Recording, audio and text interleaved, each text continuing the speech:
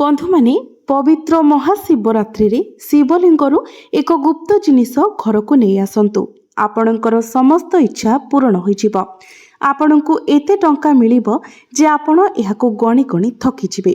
भगवान महादेवंकर आशीर्वाद रे आपण आपणक जीवन रे बहुत उन्नति करिवे। बंधु माने हिंदू धर्म रे महाशिवरात्रि विशेष महत्व रही। फाल्गुन मासर कृष्ण पक्षर चतुर्थी तिथि रे महाशिवरात्रि पालित हुए। बंधु माने चलित वर्ष कैलेंडर अनुसार फाल्गुन मासर कृष्ण पक्षर चतुर्दशी तिथि फेब्रुआरी 15 तारिख संध्या 5:04 आरंभ होइबो। एही तारिख परदिन फेब्रुआरी 16 तारिख संध्या 5:34 रे शेष होइबो। महाशिवरात्रि व्रत दिन भगवान शिव को निर्दिष्ट समय पूजा करा जाए। तेणु चलित वर्ष महाशिवरात्रि व्रत 2026 मसीहा फेब्रुआरी 15 तारिख रविवार दिन पालन करा जिवो। बंधु माने एबे आसंतु आलोचना करिबा जे आपण केउ भागरे केते समय पूजा करि परिबे। प्रथम भाग पूजा समय 15 फेब्रुआरी संध्या 6:11 रु आरंभ होई राति 9:23 रे शेष होइबो। द्वितीय भाग पूजा समय 15 फेब्रुआरी राति 9:23 रु आरंभ होई राति 12:36 रे शेष होइबो एवं तृतीय भाग पूजा समय 12:36 रु आरंभ होई भोर 3:47 रे शेष होइबो। तो बंधु माने महाशिवरात्रि अर्थ कौन? तेणु प्रथमे आपण माने जानिबा उचित जे महा अर्थ महान, शिवरात्रि अर्थ शिवंकर राति अर्थात भगवान शिवंक महान राति। तेणु महाशिवरात्रि को बहुत शुभ बोली विवेचना करा जाए। कहा जाए जे एही दिन जदि केही भगवान शिव शंकरंकर टिकिए पूजा किंबा ध्यान करती तेबे तांकर समस्त इच्छा पूर्ण हुए। ସେହି ବ୍ୟକ୍ତିଙ୍କ ଜୀବନର ସମସ୍ତ କଷ୍ଟ ଶେଷ ହୋଇଯାଏ ଏବଂ ତାଙ୍କ ଜୀବନରେ ଧନ ପ୍ରବାହିତ ହେବା ଆରମ୍ଭ ହୁଏ। ବନ୍ଧୁମାନେ ଭିଡ଼ିଓଟିରେ ଆଗକୁ ବଢ଼ିବା ପୂର୍ବରୁ ଆପଣମାନେ କମେଣ୍ଟ ବକ୍ସରେ ଭକ୍ତି ଏବଂ ଶ୍ରଦ୍ଧାର ସହିତ ହର ହର ମହାଦେବ ନିଶ୍ଚୟ ଲେଖିଦିଅନ୍ତୁ ଏବଂ ଭିଡ଼ିଓଟିକୁ ଲାଇକ୍ କରି ଚ୍ୟାନେଲଟିକୁ ସବସ୍କ୍ରାଇବ୍ କରିଦିଅନ୍ତୁ।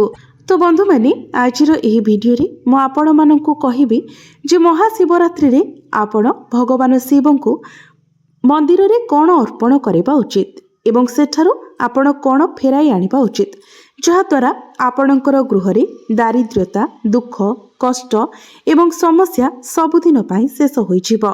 अन्य पक्षरे आपणक गृह सुख समृद्धि धन ऐश्वर्य रे परिपूर्ण होइजिबो। मने रखंतु समस्ते महाशिवरात्रि को भगवान शिवंकर आशीर्वाद पाइबा पाई अपेक्षा करंती। कहा जाए जे जदि भगवान देवता भगवान शिव कौनसी व्यक्ति को आशीर्वाद करती तेबे से महाकाल मध्य सेमानंकर कौनसी क्षति करि पारि न थाए। तेणु आजिर भिडियो रे आमे वर्णना करिबु जे आपण महाशिवरात्रि रे किपरि भगवान शिव को प्रसन्न करि पारिबे। एहा एक अत्यंत पवित्र दिन अटे। तो आपण किपरि प्रभु महादेवंकर आशीर्वाद पाई पारिबे एवं महाशिवरात्रि रे आपण किपरि विशेष पद्धति व्यवहार करी शिवलिंग को पूजा करबा उचित, शिवलिंग को कौन अर्पण करिवे एवं कौन घर को फेराई आनिबे जहाद्वारा आपणक गृह रे धन धान्य रे वृद्धि हेबो। तो बंधु माने आपणक जीवन रे जेते बड़ समस्या हेउ जेमिति कि जदि आपणकर आर्थिक समस्या रहिछि, चाकरी पाई आपण बहुत चिंतित अछंती, शत्रु माने आपणक घेरी रहिछंती, आपण संतान पाई चिंतित अछंती, तो एही महाशिवरात्रि पवित्र दिन एपरि एक दिन जो दिन कौनसी व्यक्ति किछि उपाय अवलंबन करती भगवान शिव को व्यक्तिगत भाव में पूजा करती तेबे सही व्यक्तिंकर इच्छा जेते बड़ हेउ कष्ट जेते बड़ हेउ ताहा शेष हुए एवं तांकर इच्छा पूर्ण हुए। तो बंधु माने धरा जाऊ आपणको जीवन रे आपणको कुंडली रे किछि दोष रहिछि जेपरिकी वास्तु दोष शनि दोष प्राकृतिक दोष किंबा अन्य कौनसी दोष तेबे आपणको महाशिवरात्रि दिन टिके पूजा करबाको पड़िबो एवं सेही दोष शेष होइजिबो। आपणक जीवनरू समस्त कष्ट दूर होइजिबो एवं आपणक जीवन रे आसीबा को जाउथिबा संकट मध्य एडाई जिवो। बंधु माने जेतेबेले आमे भगवान शिव शंकर को पूजा करू आमे धैर्य विश्वास रखिबा उचित एवं भक्ति सहित तांको पूजा करबा उचित कारण भगवान शिव अत्यंत भोला स्वभावर होइथांती। जेकोसी व्यक्ति ठारू केवल टिकिए पूजा एवं ध्यान कले से तुरंत ही प्रसन्न होई जांती। ତେଣୁ ବନ୍ଧୁମାନେ ମହାଶିବରାତ୍ରି ଦିନ କିଛି କଥା ଜାଣିବା ଉଚିତ। କାରଣ ଯଦି ଆପଣ ମହାଶିବରାତ୍ରିରେ ଭଗବାନ ଶିବଙ୍କୁ ପୂଜା କରିବାକୁ ଯାଉଛନ୍ତି ତେବେ ବିଶ୍ୱାସ କରନ୍ତୁ, ଯଦି ଆପଣ ଭୁଲ କରନ୍ତି ତେବେ ଭଗବାନ ଶିବ ଆପଣଙ୍କ ଉପରେ କ୍ରୋଧିତ ମଧ୍ୟ ହୋଇଯିବେ।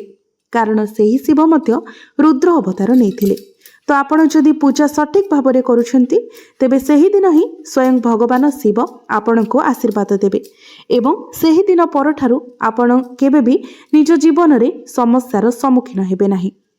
ସେଥିପାଇଁ ଆପଣମାନେ ଭିଡ଼ିଓଟିକୁ ଶେଷ ପର୍ଯ୍ୟନ୍ତ ନିଶ୍ଚୟ ଦେଖନ୍ତୁ, ଯାହାଫଳରେ ଉପାୟଗୁଡ଼ିକୁ ଆପଣ ବହୁତ ଭଲ ଭାବରେ ବୁଝିପାରିବେ। ତ ବନ୍ଧୁମାନେ, ଏହି ଉପାୟଗୁଡ଼ିକ ପାଳନ କରିବା ପାଇଁ ଆପଣଙ୍କୁ ଭଗବାନ ଶିବଙ୍କ ମନ୍ଦିରକୁ ଯିବାକୁ ପଡ଼ିବ ଏବଂ ଆଜିର ଏହି ଭିଡ଼ିଓରେ ମୁଁ ଆପଣଙ୍କୁ ଯେଉଁ ସବୁ ଉପାୟ କହିବି ତାହାକୁ ଆପଣଙ୍କୁ ମନ୍ଦିରରେ ହିଁ କରିବାକୁ ହେବ। ତେବେ ଯଦି ଆପଣଙ୍କର ପ୍ରଶ୍ନ ଏହା ଅଟେ ଯେ ଆପଣଙ୍କ ଗୃହରେ ଶିବଲିଙ୍ଗ ଅଛି ଏବଂ ସେଠାରେ ଆପଣ ପୂଜା କରିପାରିବେ କି ନାହିଁ, ତେବେ ଉତ୍ତର ହେଉଛି ନା। ବନ୍ଧୁମାନେ, ଆପଣଙ୍କୁ ମନ୍ଦିରକୁ ହିଁ ଯିବାକୁ ପଡ଼ିବ। କାରଣ ମନ୍ଦିରରେ ଥିବା ଶିବଲିଙ୍ଗ ଏବଂ ଘରେ ଥିବା ଶିବଲିଙ୍ଗ ମଧ୍ୟରେ ବହୁତ ପାର୍ଥକ୍ୟ ଅଛି। କାରଣ ଏହାର ଶକ୍ତି ଆପଣଙ୍କ ଘରେ ଥିବା ଶିବଲିଙ୍ଗ ଅପେକ୍ଷା ଲକ୍ଷ ଲକ୍ଷ ଗୁଣ ଅଧିକ। ଏଥିରେ ଏତେ ସକାରାତ୍ମକ ଶକ୍ତି ରହିଛି ଯେ ଯଦି ଆପଣ ଏହାର ସମ୍ମୁଖରେ ଟିକିଏ ପୂଜା କରନ୍ତି ତେବେ ଆପଣ ତୁରନ୍ତ ଫଳ ପାଇବେ ଏବଂ ଆପଣଙ୍କ ଜୀବନର ପ୍ରତ୍ୟେକ ସମସ୍ୟା ଉଭେଇଯିବ। ତେଣୁ ଆପଣଙ୍କର ସମସ୍ୟା ଦୂର କରିବା ଏବଂ ଆପଣଙ୍କର ଇଚ୍ଛା ପୂରଣ କରିବା ପାଇଁ ଆଜିର ଏହି ଭିଡ଼ିଓରେ କୁହାଯାଉଥିବା ସମସ୍ତ ପ୍ରତିକାର, ସମସ୍ତ ଉପାୟ ଆପଣଙ୍କୁ ମନ୍ଦିରରେ ହିଁ କରିବାକୁ ପଡ଼ିବ। ମହାଶିବରାତ୍ରି 15 ଫେବୃଆରୀ 2026 ରବିବାର ଦିନ ପଡ଼ୁଛି। ତେଣୁ ଯଦି ଆପଣ ଏହି ଦିନ ମନ୍ଦିର ପରିଦର୍ଶନ କରନ୍ତି ଏବଂ ଭଗବାନ ଶିବଙ୍କୁ ପୂଜା କରନ୍ତି ତେବେ ନିଶ୍ଚିତ ରୁହନ୍ତୁ ଯେ ଆପଣଙ୍କ ପାଖକୁ କେବେ ବି ଅସୁବିଧା ଆସିବ ନାହିଁ। ଆପଣଙ୍କ ଘରେ ବର୍ଷ ସାରା ଧନଧାନ୍ୟର ଅଭାବ ହେବ ନାହିଁ। ତେଣୁ ଆପଣଙ୍କୁ କେଉଁଠାରେ କ'ଣ ଆଣିବାକୁ ପଡ଼ିବ ତାହା ଆପଣ ଲେଖି ରଖନ୍ତୁ। କାରଣ ଯଦି ଆପଣ ଗୋଟିଏ ବି ଭୁଲ କରନ୍ତି ତେବେ ଆପଣଙ୍କର ପୂଜା ସମ୍ପୂର୍ଣ୍ଣ ହେବ ନାହିଁ। ତ ବନ୍ଧୁମାନେ, ଫେବୃଆରୀ 15 ତାରିଖରେ ଭଗବାନ ଶିବଙ୍କ ପାଇଁ ମନ୍ଦିରକୁ ପ୍ରଥମେ ଆପଣଙ୍କୁ ଆଣିବାକୁ ପଡ଼ିବ ତାହା ହେଉଛି ପାଣି। ଅନେକ ଲୋକ ଆମକୁ କୁହନ୍ତି ଯେ ଶିବ ମନ୍ଦିରରେ ମଧ୍ୟ ପାଣି ଉପଲବ୍ଧ। ତେଣୁ ବନ୍ଧୁଗଣ, ଯଦି ଆପଣଙ୍କର କୌଣସି ସମସ୍ୟା ଥାଏ ତେବେ ଆପଣ କେବଳ ସେଠାରୁ ପାଣି ଅର୍ପଣ କରିବା ଉଚିତ, ନଚେତ୍ ଆପଣ ଘରୁ ପାଣି ଆଣିବା ଉଚିତ। ଘରୁ ପାଣି କାହିଁକି ଆଣନ୍ତି ଏହା ଶୁଣନ୍ତୁ। ଆପଣଙ୍କୁ ଘରୁ ପାଣି ଆଣିବାକୁ ପଡ଼ିବ କାରଣ ଆପଣ ଭଗବାନ ଶିବଙ୍କ ଉପରେ ଢାଳିବା ପାଇଁ ଯେଉଁ ପାଣି ଆଣନ୍ତି ତାହା ଆପଣଙ୍କୁ ଭଗବାନଙ୍କ ସହିତ ଯୋଡ଼ିବ। ସେହି ପାଣି ମାଧ୍ୟମରେ ଆପଣ ଭଗବାନଙ୍କୁ ଆପଣଙ୍କର ସମସ୍ତ ସମସ୍ୟା କହିବେ ଏବଂ ଆପଣ ସେହି ପାଣି ଭଗବାନ ଶିବଙ୍କୁ ଅର୍ପଣ କରିବା ମାତ୍ରେ ସେହି ସମସ୍ୟା ଗୁଡ଼ିକ ସମାଧାନ ହୋଇଯିବ। ସେଥିପାଇଁ ଆପଣ ଘରୁ ପାଣି ଆଣିବା ଉଚିତ।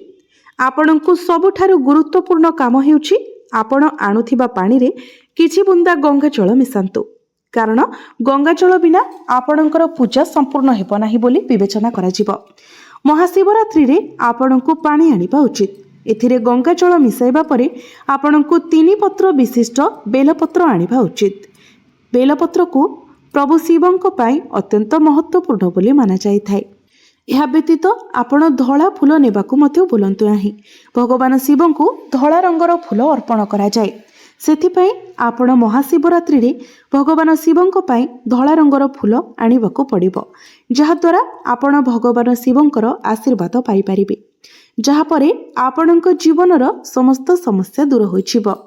ବନ୍ଧୁମାନେ, ମହାଶିବରାତ୍ରିରେ ଧଳା ରଙ୍ଗର ଚନ୍ଦନ ନେବା ମଧ୍ୟ ବାଧ୍ୟତାମୂଳକ ଏବଂ ମନେ ରଖନ୍ତୁ, ଯଦି ଆପଣ ଭଗବାନ ଶିବଙ୍କୁ କ୍ଷୀର ଅର୍ପଣ କରିବାକୁ ଯାଉଛନ୍ତି ତେବେ ତାହା ସମ୍ପୂର୍ଣ୍ଣ କଞ୍ଚା କ୍ଷୀର ହେବା ଉଚିତ, ରନ୍ଧା କ୍ଷୀର ନୁହେଁ କିମ୍ବା ପ୍ୟାକେଟ୍ କ୍ଷୀର ନୁହେଁ କିମ୍ବା ବାସି କ୍ଷୀର ମଧ୍ୟ ନୁହେଁ।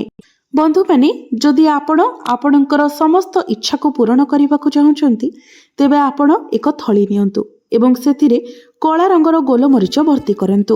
ବହୁତ ଧ୍ୟାନର ସହିତ ଶୁଣନ୍ତୁ, ମୁଁ ଆପଣଙ୍କୁ ଯାହା କହୁଛି। କଳା ଗୋଲମରିଚ ସହିତ ସେହି ଥଳିଟିକୁ ପୂରଣ କରନ୍ତୁ। ଲାଲ କପଡ଼ାରେ ଏକ ଥଳି ବନାନ୍ତୁ।